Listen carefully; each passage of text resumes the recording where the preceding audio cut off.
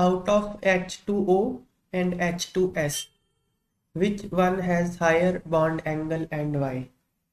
इन दोनों में से बॉन्ड एंगल ज्यादा किसका और क्यों? ठीक है, देखो ये ग्रुप 16 के हाइड्राइड्स का बॉन्ड एंगल पहले समझो क्या है। यहाँ पे डाटा दिखाता हूँ मैं आपको।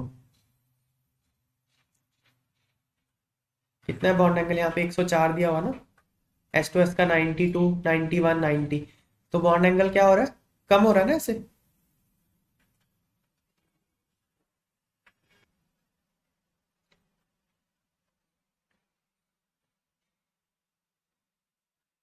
देखो कम हो रहा है।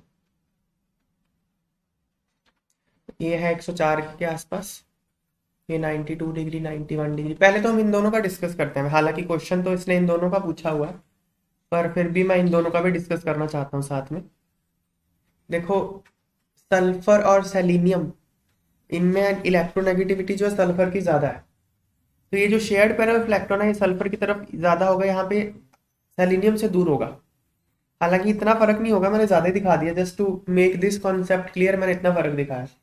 तो सल्फर क्योंकि ज्यादा इलेक्ट्रोनेगेटिव है, इसलिए वो जो bond pair of electron it will be more towards sulphur as reference to closeness of these electrodes towards selenium.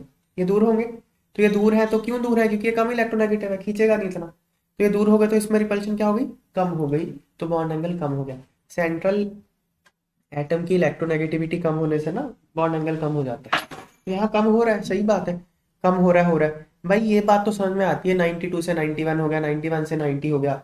ये वाला जो फैक्टर है ये इलेक्ट्रोनेगेटिविटी ऑफ सेंट्रल एटम के कारण है। ये वाला फैक्टर लेकिन सिर्फ इलेक्ट्रोनेगेटिविटी के कारण नहीं है। 104 से 92 हो जाए, इतना फर्क थोड़ी आता है इलेक्ट्रोनेगेटिविटी से। ये ड्रैगो रूल है यहाँ पे, कि ये जो ऑक्सीजन होता है, यहाँ पे ऑक्सीजन sp3 हाइब्रिडाइज्ड है। sp3 हाइब्रिडाइज्ड एंगल होना चाहिए था 109 डिग्री, 109.5 डिग्री, लेकिन है कितना? 104। क्यों है 104? क्योंकि लोन पेयर रिपल्शन ज्यादा होती है, वो इसको स्क्वीज कर देती है एंगल को। तो ये sp3 है, और ये सारे क्या है? अनहाइब्रिड ऑर्बिटल्स हैं।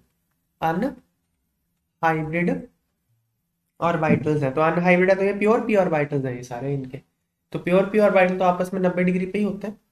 कैसे हैं बताता हूँ, देखो। सल्फर का atomic number 16, 1s2, 2s2, 2p4। तो ये होगा 2s2, 16, 2p6, 3s2, 3p4। ये बनेगा। तो ये हो गया 3s2, ये हो गया 3p4। तो सल्फर ने दो बॉन्ड बनाने थे ना, ये वाले दो बॉन्ड, ये दो बॉन्ड बस इनके साथ बना लेगा। एक इसका, एक इसका, एक px, एक py। तो px और py तो आपस में 90 डिग्री पे ही होते हैं ना, इसलिए एंगल 90 डिग्री के आसपास है सारे ये, क्योंकि ये अनहाइब्रिड ऑर्बिटल यूज कर रहा है। लेकिन ऑक्सीजन क्या कर रहा है? सबको कर रहा है हाइब्रिड, sp3 बना रहा है। 4 ऑर्बिटल sp3, 1 2 3 4 ऐसे। अब ये sp3 ऑर्बिटल जो पार्टिसिपेट कर रहे हैं बॉन्डिंग में, इसलिए ये फर्क है बात में। ड्रैगो रूल कहते हैं इसको, ड्रैगो रूल। ये उसमें भी आया था, NH3 और PS3 में भी आया था। ठीक है,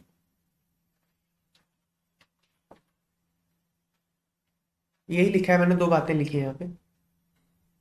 H2O का बॉन्ड एंगल ज्यादा है क्योंकि इलेक्ट्रोनेगेटिविटी सेंट्रल एटम की अगर कम होती है तो bond pair of electrons are shifted farther away from central atom. This decreases bond pair repulsion, hence decreases bond angle. तो वाटर में हाइब्रिडेशन sp3 है, तो बॉन्ड एंगल इसके क्लोज है। सल्फर अनहाइब्रिड ऑर्बिटल यूज करते हैं, इसलिए बॉन्ड एंगल 90 डिग्री के क्लोज होता है। SF6 is not known but SCl6 is not। ये है ऐसा, क्यों है ऐसा? क्योंकि साइज मैटर करता है। देखो सल्फर इतना सा एटम है, इसके आसपास 6 फ्लोरीन तो आ जाएंगे, 1 2 3 4 5 6। SF6 आ गए, 6 फ्लोरीन तो आ गए। सल्फर है इतना सा, इसके आसपास 6 क्लोरीन कैसे लेके आओगे? लो, अब कहाँ रखूं? 5, ऐसे थोड़ी चलेगा। जगह भी तो होनी चाहिए साइड में उसके। तो क्लोरीन एक बल्कि एटम है, बड़ा एटम है। 6 क्लोरीन एक साथ नहीं आ सकते सल्फर के आसपास, इसलिए वो एग्जिस्ट नहीं करेगा। ठीक है, both rhombic and monoclinic sulfur exist as acid but oxygen exists as S2। ये बात तो सही है, ये फैक्ट है। एक फैक्ट है, सल्फर का जो एक मॉलिक्यूल होता है ना, वो एसिड फॉर्म में होता है। अब आगे क्वेश्चन आता है यार रोम्बिक और मोनोक्लिनिक क्या है। देखो रोम्बिक और मोनोक्लिनिक तो उसके अरेंजमेंट्स हैं। जैसे ये पार्टिकल हो गया, ऐसे पार्टिकल, ये पार्टिकल, ये सॉलिड स्टेट का टॉपिक है। असल में पार्टिकल का अरेंजमेंट अलग अलग हो सकता है ना। This is one particle, I can arrange this particle in different ways. तो वो डिफरेंट वेज में जो पार्टिकल्स का अरेंजमेंट है वो है रोम्बिक और मोनोक्लिनिक। ठीक है। पार्टिकल कौन है यहाँ पे? पार्टिकल एसिड है। Acid is one particle. Acid के अंदर जो एटम्स की कनेक्टिविटी है वो तो ऐसी होती है ना, फिर ईथर क्राउन की तरह। क्राउन ईथर निकल गया मेरे मुंह से, क्राउन ईथर अलग चीज है। ये ऐसे होता है ना क्राउन शेप, ये ऐसे होता है ना, ये एसिड का जो शेप होता है ऐसे क्राउन शेप होता है। तो ये तो एक पार्टिकल का शेप हो गया क्राउन शेप ऐसे। तो पार्टिकल्स कैसे अरेंज हो सकते हैं? मोनोक्लिनिक और सल्फर, सल्फर नहीं रोम्बिक। ये फैक्ट है, ठीक है ये बात तो। Reason, oxygen form P pi multiple bond due to small size and small bond length, but P pi bonding is not possible in sulphur. सही है बात है, रीजन भी सही है। ये देखो क्या है ना, एसिड ऑक्सीजन O2 की फॉर्म में क्यों एग्जिस्ट कर सकता है? क्योंकि वो डबल बॉन्ड बना सकता है। देखो देखो क्या है ना, इनको अपनी वैलेंसी दोनों को सेट, सल्फर के पास कितने इलेक्ट्रॉन है?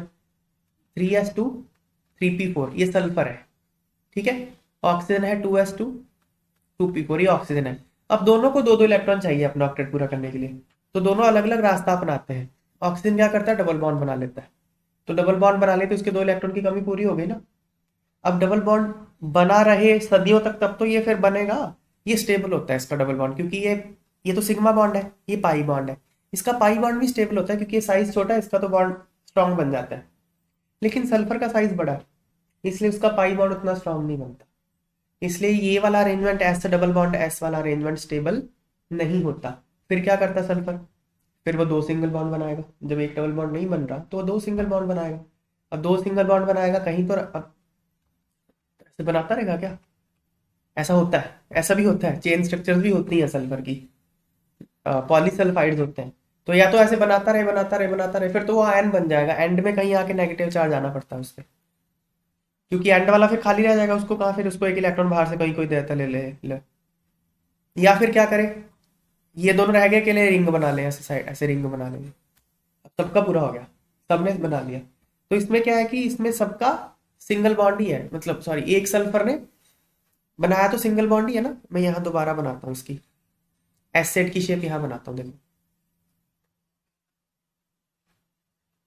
लो, सल्फर सल्फर सल्फर, एक सल्फर ने कितने बॉन्ड बनाया बताओ?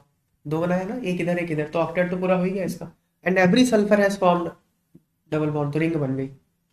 तो इसलिए रिंग बनानी पड़ती है उसको, क्योंकि उसका डबल बॉन्ड स्टेबल नहीं है। तो रीजन भी सही है और एक्सप्लेन भी कर रहा है। ठीक है।